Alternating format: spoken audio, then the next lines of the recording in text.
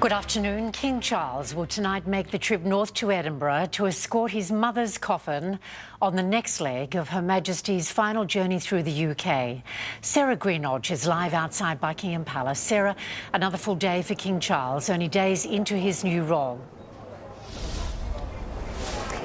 It is, Anne. Good afternoon. This morning, King Charles III will go to Parliament here in the UK. We're in London for the first time as monarch to receive motions of condolences from the House of Commons and the House of Lords. Then, as you say, he will go back to Edinburgh. He will be flying back to Scotland to be part of a procession this afternoon.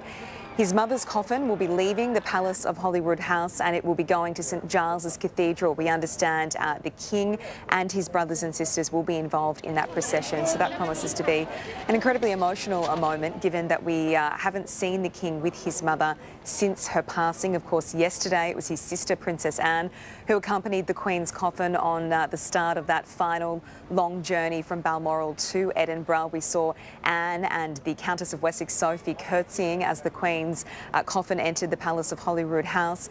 Speaking of the family, there are fresh reports this morning that Harry and Meghan are considering flying their children, Archie and Lilibet, over from the United States. They were only supposed to be here for a short time, the Sussexes, for what was meant to be a whirlwind tour of Europe. Now they have confirmed they will be staying until at least the official royal period of mourning is over. That is 7 days after the funeral. And there's also reports that William and Kate will eventually be moving into Windsor Castle, which of course was the Queen's home, especially in her later years. But they won't be doing that anytime soon, given what is happening and the fact that their own children, George, Charlotte and Louis, have gone through enormous change in the past week alone. Already moving house to Windsor, starting a new school, and then now dealing with the loss of their beloved great-grandmother. And Sarah, we're beginning to learn more about the level of planning going into the Queen's state funeral.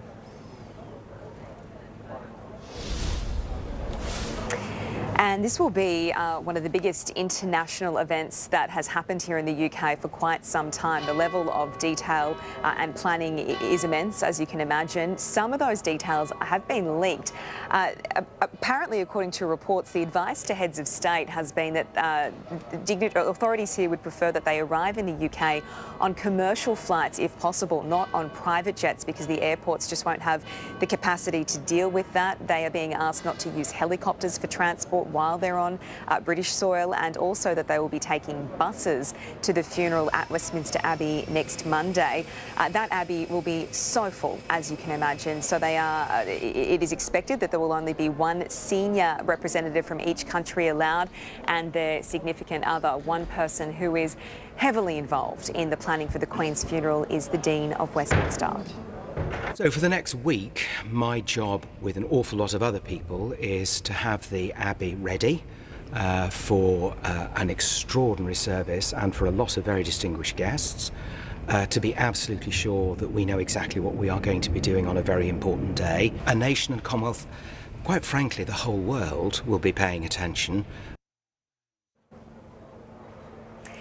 Those various visiting heads of state and monarchs from right around the world will be allowed to visit, of course, or take part in the lying in state at Westminster Hall, which begins on Wednesday evening, 5 p.m. local time, and will continue until 6:30 on the morning of the Queen's funeral.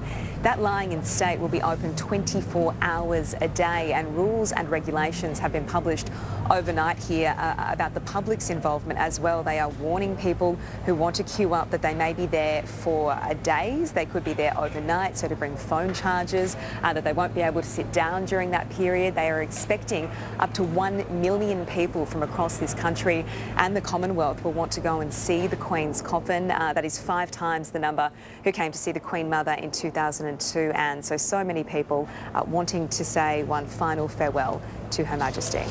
Sarah Greenodge, live in London. Thank you very much, Sarah. So, King Charles and the royal family will form a procession in the forecourt of the Palace of Holyroodhouse, then escort the Queen's coffin to St Giles Cathedral. There they will attend a service before the public can pay their respects. As David Woywood reports, thousands of Scots have already turned out to honour the Queen.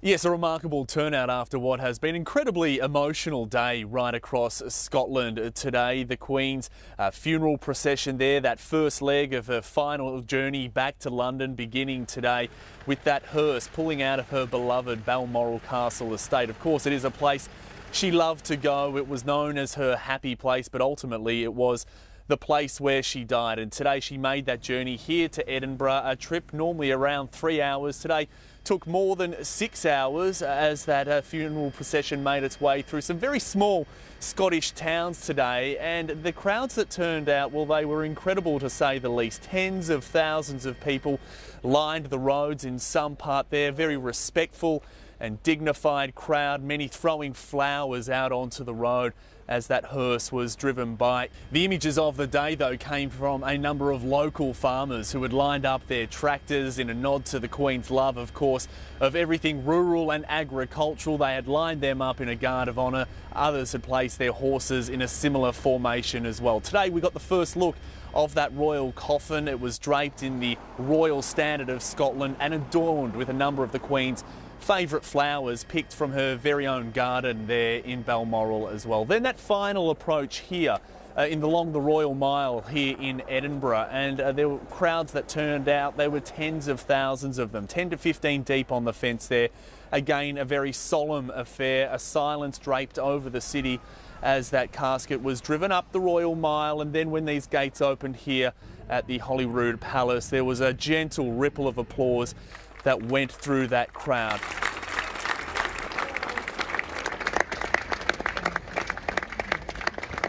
It was not the atmosphere you expected at all. It was a lovely atmosphere. Everybody was sombre, there was crying, there was clapping, there was cheering. It was great. Her casket was met by a number of senior royals here. It will stay here overnight, and then in the morning the King, the newly proclaimed King, King Charles III, will be here. He will join his 3 other siblings, and they will then escort the coffin back down to the nearby St Giles Cathedral, the chance for the people of Scotland to come through and pay their respects before she is then flown down south to London via an RAF jet, and those funeral processions down south begin. Australia's representative to the UK has met with King Charles and Queen Consort Camilla inside Buckingham Palace. As Amelia Brace reports, the acting High Commissioner says it was clearly evident that Australia holds a special place in the King's heart. Well, good afternoon. Our acting High Commissioner briefed the media here at Australia House in London just hours after she sat down with the new King. Lynette Wood was granted a private 15-minute audience with King Charles at Buckingham Palace this afternoon, London time. She said she passed on the condolences of our nation and that it was clearly evident in that meeting just how special Australia is to the new King. Having visited Australia 16 times, including studying in Victoria, His Majesty knows Australia very well.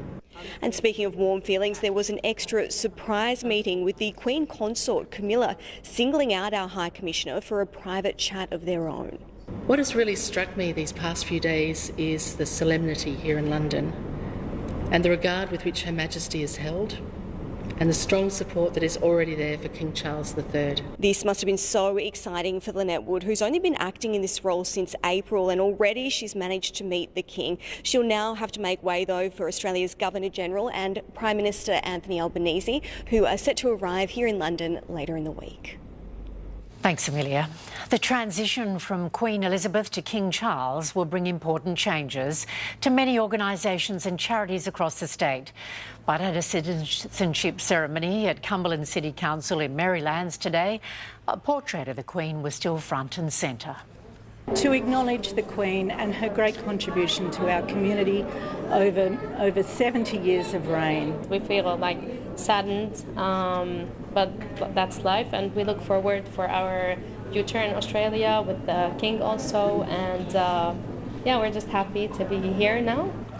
Flags on the Harbour Bridge and government buildings will continue to fly at half-mast until the day after Her Majesty's funeral. Live from Sydney, 7 News with Ann Sanders.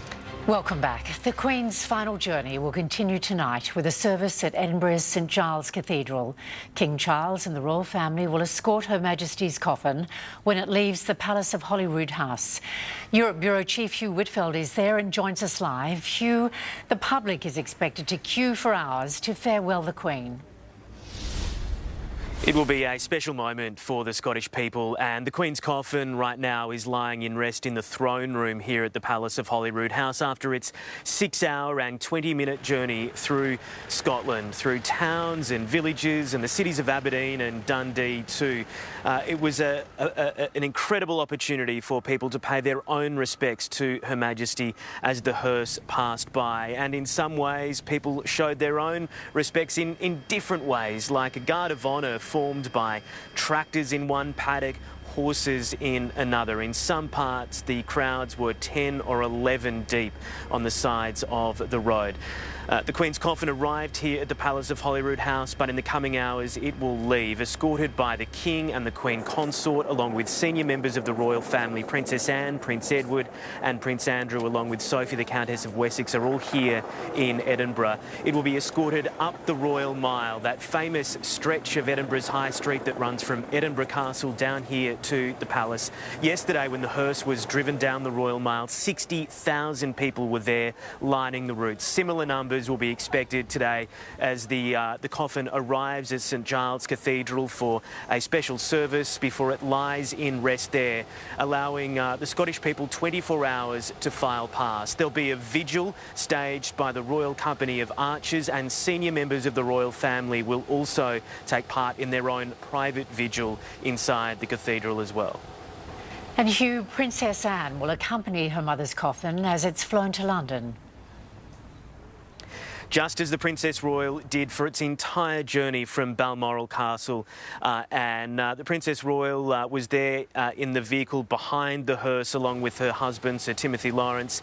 They will, in the coming 24 hours, travel with the coffin to Edinburgh Airport. It'll board an RAF jet to fly down to RAF Northolt, which is an Air Force base outside London, and from there it is a road journey to Buckingham Palace. So the Queen's journey throughout this United Kingdom from Balmoral Castle down to London, and her eventual place of rest at Windsor will take a number of days. Anne. Hugh Whitfield live in Edinburgh. Thank you very much, Hugh. London is swelling with mourners paying tribute to Her Majesty the Queen. Chief reporter Chris Reason filed this report from one of the royal parks of the UK capital. Well, you join us here in Green Park, the park immediately adjacent to Buckingham Palace. And as you know, in the last couple of days, we've seen thousands and thousands of people stream past the gates of the palace to leave their flowers. Well, at the end of every night, those flowers are collected up and they're placed here in Green Park. Take a look around me now, because this area has now become almost a secondary shrine. People are going to Buckingham Palace and then they're making their way over here as well, to get in close and personal with some of the messages, to see for themselves what other people have been writing, how other people have been moved by what's happened. Let me read some of these extraordinary messages out to you. R.I.P. Mum, you'll be sadly missed. Thank you for your selfless service. Over here, thank you for the love, devotion, sacrifice you've given throughout your life and the example you have set us all. These messages are repeated in their thousands. And if we let Todd just spin the camera around here and take a bit of a wander, we're seeing thousands of people here. I spoke to a couple already who say that the queues at Buckingham Palace are now so long, 4 and 5 hours to get to that front gate position, that some are giving up and coming here instead. Let me tell you, it's just as powerful, just as worthy. And people are spending hours here, reading those messages, getting a sense of how others are feeling. It's a communal grief project. People are really moved by what they're seeing. Chris Reason reporting. The Prime Minister has hit back at criticism. Next week's public holiday will force the cancellation of tens of thousands of surgeries and see retailers run at a loss. Let's go live to political reporter Rob Scott in Canberra. Rob, good afternoon. Anthony Albanese says it's an entirely appropriate way to mourn the Queen. Yes, Anne, he says this is the first time in 70 years that Australia will have a new head of state and next Thursday's one-off public holiday and National Day of Mourning is the right thing to do. But the unplanned announcement is causing headaches for business owners. Retailers are concerned they may have to run at a loss or close their doors completely because they won't be able to afford hefty penalty rates. There's also concerns the short notice will cause chaos in the medical sector. An unexpected, unplanned holiday on a major working day is likely to significantly disrupt surgery and appointments for people who, many of whom have had them on the books for weeks or months. The idea that operations don't occur during a public holiday is, of course, not correct. Medical procedures, of course, are always a priority. A one-off public holiday and a national day of mourning is an appropriate response. Mr Albanese has also fended off questions about why federal Parliament has been suspended this week to mourn the Queen's passing when the British Parliament is still sitting to hear condolence motions. He says he's following long-established plans, confirming that the lost days will be made up later this month. I think there is something to be said for a Prime Minister who follows tradition, who follows protocols and who follows order. So a veiled swipe there at Scott Morrison, Anne, and Mr Albanese has also confirmed that an RAAF jet may be sent to island hop across the Pacific in the coming days to pick up the representatives from those 10 Pacific island nations with direct links to the Commonwealth to help get them across to London for next week's funeral.